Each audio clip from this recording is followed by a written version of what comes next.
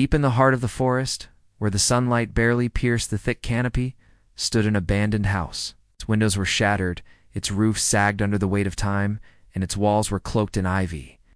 The locals called it the Hollow House, and they warned anyone who dared to venture near.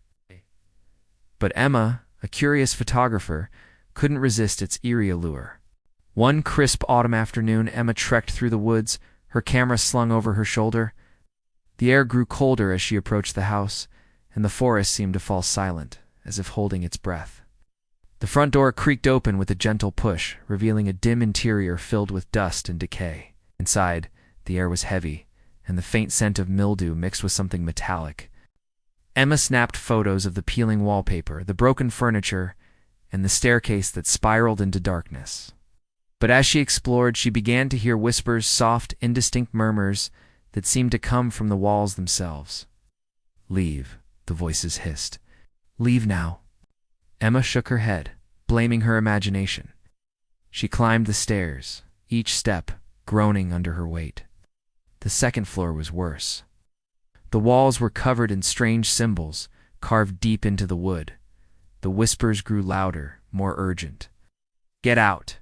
Her camera slipped from her hands, crashing to the floor. As she bent to pick it up, she noticed something in the viewfinder, a shadowy figure standing behind her. She spun around, but no one was there. Heart racing, she decided to leave. But the staircase was gone.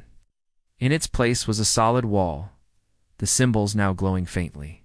The whispers turned to screams, and the walls began to bleed, thick, dark liquid oozing from the cracks. Emma backed into a corner, clutching her camera.